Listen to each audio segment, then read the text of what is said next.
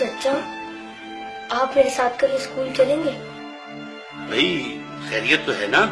نہیں، وہ میں نے اپنے اسکول کی فیس جمع نہیں کروائی۔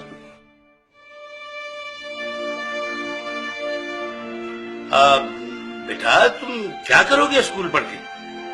دیکھو تم میرے ساتھ دکان پر آ جانا، میرے پاس 2 ملازم ہیں، جب تمہارے کام سمجھ میں آ جائے گا تو ایک کی چھٹی کرا دوں گا۔ تم لوگ دھیان سے پڑھو، ٹیچر کے آنے سے پہلے اپنا ہوم ورک مکمل کر لو۔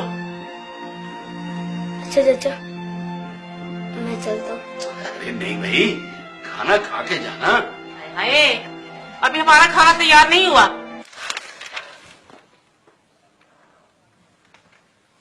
یا رسول اللہ، جب سے میرے ابو فوت ہوئے مجھے کسی نے پیار نہیں کیا۔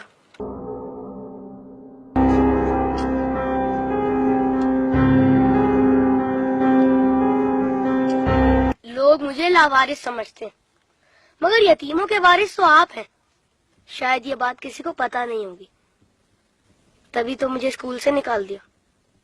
لیکن یا رسول اللہ، مجھے کسی سے کوئی شکایت نہیں ہے۔ آپ میرے وارث ہیں، اس سے بڑھ کر اور میرے لیے کیا ہو سکتا ہے؟ اللہم صلی علی محمد و علی محمد۔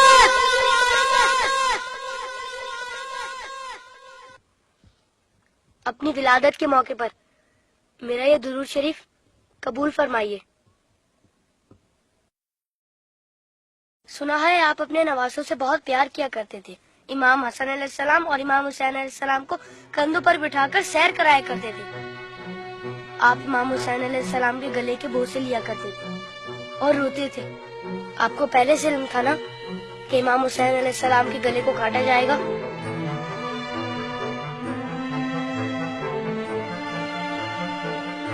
کیا آپ کو کسی نے ممبر سے اتر کر امام حسین علیہ السلام کو گود میں لیتے ہوئے نہیں دیکھا تھا؟ آپ نے تو خطبے کے بیچ میں انہیں گود میں لے کر کہا تھا، اسے پہچان لو، یہ حسین ہے، اسے کبھی تکلیف مت دینا، اس کی ہمیشہ مدد کرنا۔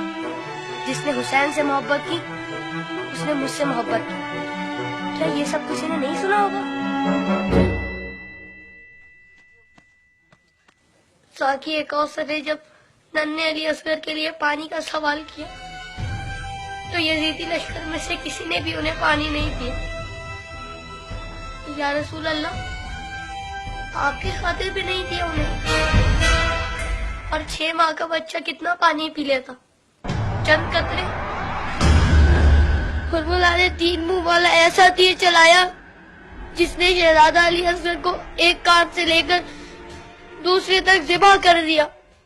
تیر کتنا بڑا تھا آپ کو تو پتہ ہی ہوگا۔ تیر لگنے پر شہزادہ علی اصغر روئے ہوں گے۔ کٹے ہوئے گلے کو دیکھ کر مولا حسین بھی روئے ہوں گے۔ ننھے شہزادے کی لاش کو لے کر کبھی مولا آگے بڑھتے تو کبھی پیچھے ہٹ جاتے۔ جب شہزادے کو ماں کی گود میں رکھا ہوگا تو تیر چھپا دیا ہوگا۔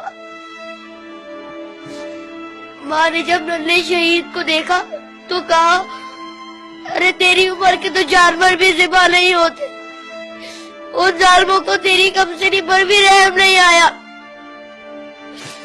غازی عباس کے بازو کٹ گئے، سکینہ کی آس ٹوٹ گئی۔ سنا ہے بی بی سکینہ مولا حسین کے سینے پر سوتی تھی، مولا کے دل کا سکون تھی وہ۔ شاید اسی لیے امام حسین نے اپنی شہادت سے پہلے زمین کربلا سے کانٹے چن لیے۔ میرے بات کہیں میری بیٹی کے پاؤں میں کانٹے نہ چبھ جائے۔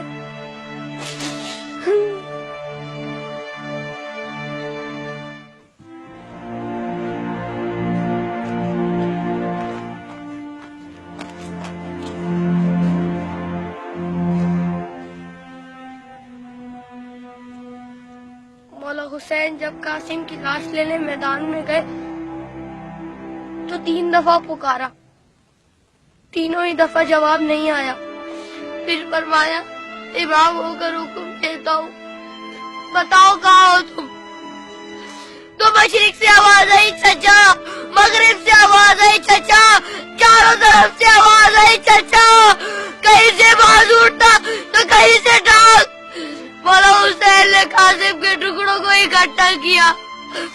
اور گٹڑی بنائے اور کہا حسین غریب ہو گیا.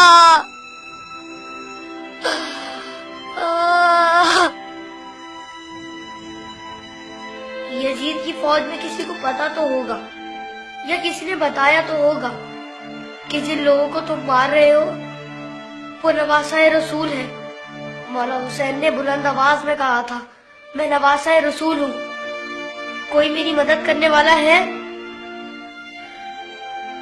یہ سن کر یزیدی فوج میں سے ہر کسی نے ان کی مدد تو کی ہوگی.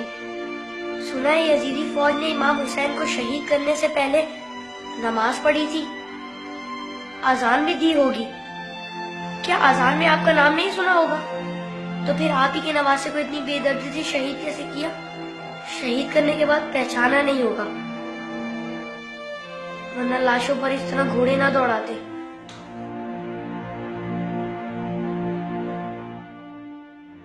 عمر سعد کے بعد شمر نے آ کے کہا میرے حصے کا سر کہاں ہے؟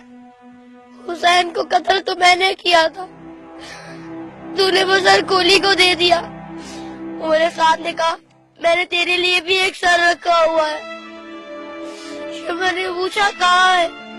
عمر سعد نے کہا جانے سے برداروں کو لے جا خیمے کے پیچھے. ان ظالموں نے وہاں جا کر زمین میں نیزے مارنے شروع کر دیے. ایک نیزہ ایسا زمین میں گیا کہ ساتھ علی اصغر کو لے آیا. سب شہیدوں کے سر نیزے پر گئے, علی اصغر کا بدن نیزے پر گیا.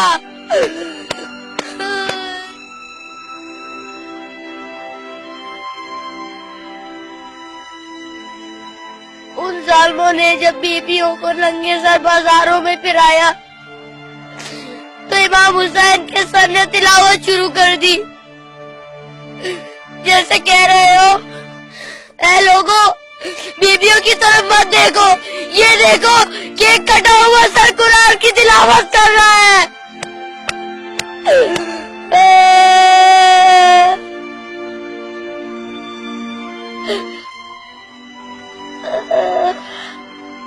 جب میں کربلا کا ذکر کرتا ہوں تو میری تکلیف مجھے بہت چھوٹی لگتی ہے یا رسول اللہ. جب جب آپ مجھے یاد آتے تب تب مجھے کربلا والے یاد آتے. مجھے پتا ہے آپ اس منظر کو کبھی نہیں بھلا سکتے. جس منظر کو آپ نہیں بھلا سکتے اسے ہم کیسے بھلا دیں؟